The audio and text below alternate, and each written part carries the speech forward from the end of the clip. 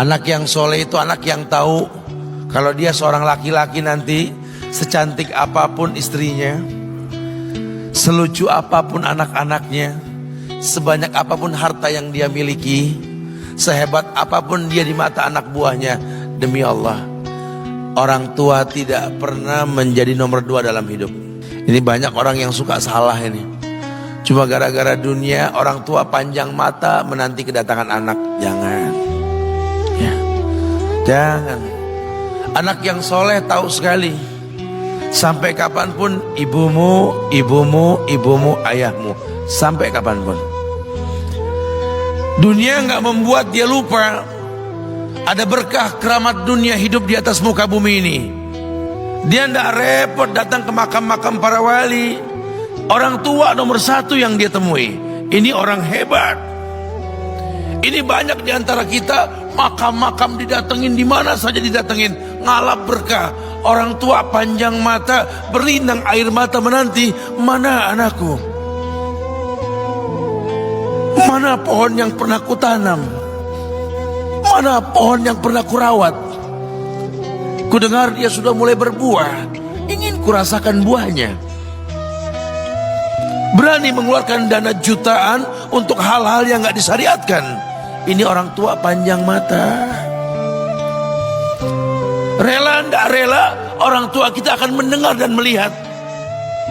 Ma, aku pengen nikah, aku pengen berkeluarga, Ma. Ya orang tua ya seneng lah.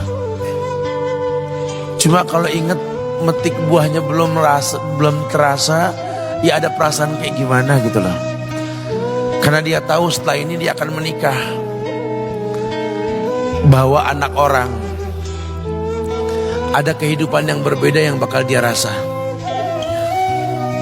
Orang tua makin hari makin rentan, bukan makin seger. Yang perempuan dibawa orang, ya Allah. Baru kemarin perasaan mainin poni, ini anak perempuan kita, betul. Baru kemarin mainin kepangan rambutnya, ya Allah. Ya Allah, baru kemarin perasaan saya titah dia, titah, ya Allah. Belajar jalan, bisa berlari bawa sesuatu, coret-coret tembok, aduh Masya Allah. Sekarang udah gede, dibawa orang, ya Allah, Masya Allah. Yang laki dekat sama mamahnya.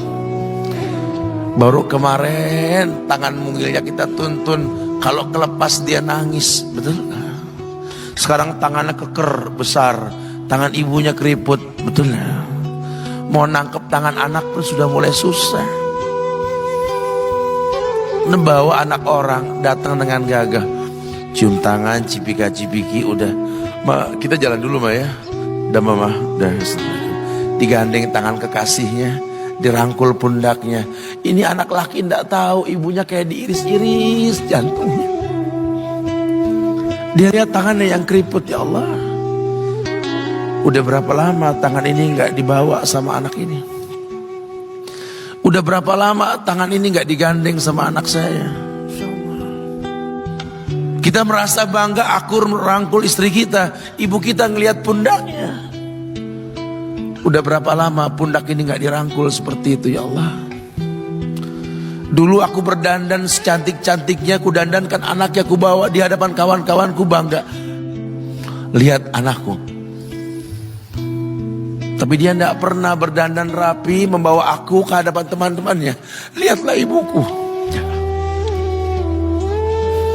Ibunya sudah kebayang, ya Allah, ini anak bakal minta nikah sebentar lagi.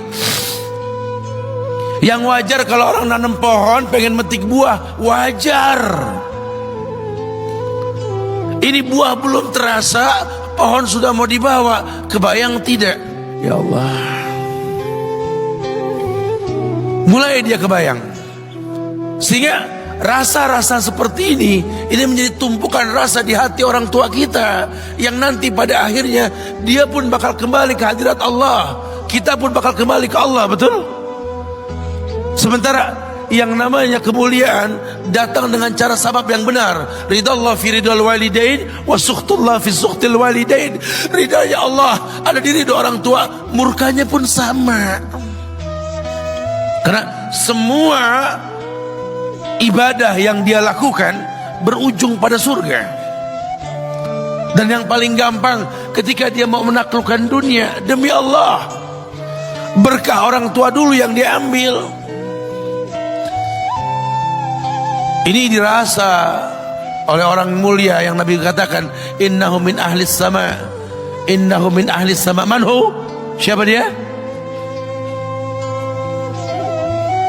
Sahabat, manusia yang pernah hidup zaman sahabat tapi nggak ketemu Rasul, yang bernama Uwais Al-Qarni, pemuda miskin pengembala kambing di negeri Yaman. Padang tandus yang dia tinggal di situ, yang dia kesampingkan hidupnya untuk ibunya, untuk ibunya. Tidaklah terucap kalimat satu yang ingin ibunya pengen, kecuali Uwais pasti akan melakukannya apapun, dan ibunya cacat. Apa kata Uwais?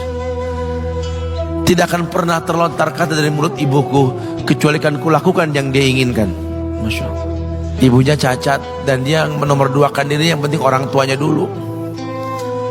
Hingga satu waktu ibunya berkata, wahai Uwais, ibu sudah tua. Andai kematian mendatangi ibu, ada beberapa keinginan yang ibu pengen merasakan keinginan tersebut.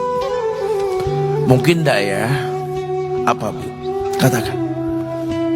Ibu pengen haji.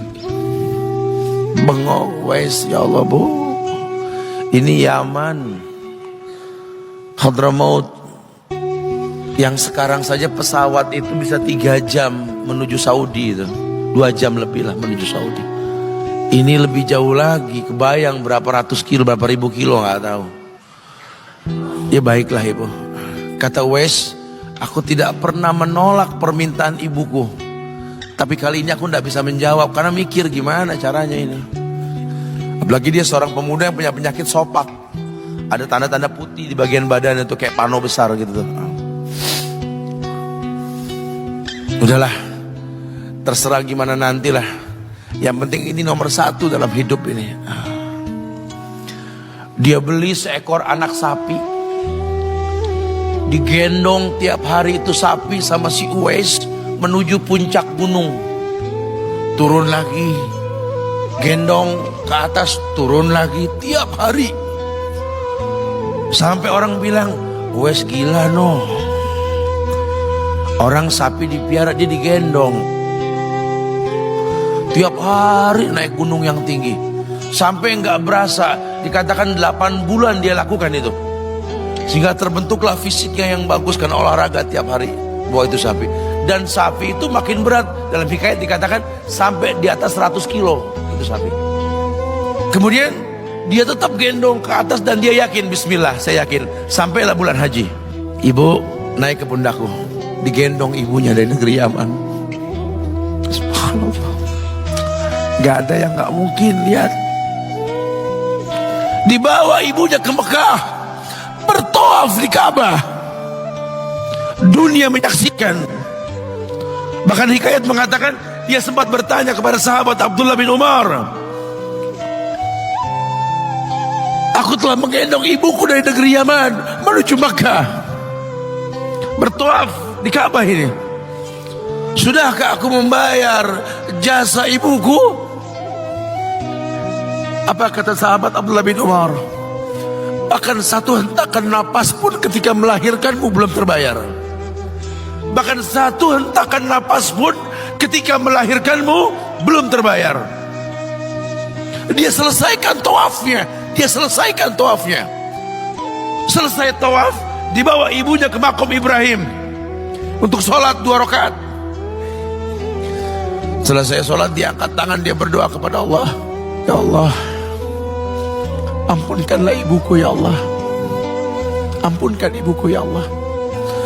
Masukkanlah dia ke sorgamu ya Allah. Masukkan dia ke sorgamu ya Allah.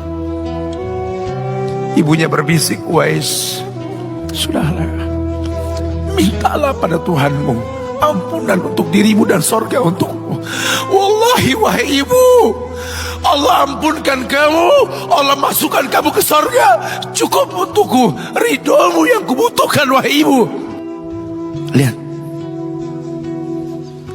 manusia saleh, hasil doa Rabbi habli minas solihin. Lihat, makanya ketika Nabi mengatakan innahu min ahli sama, ini manusia penghuni langit. Umar, Ali, temui Uwais.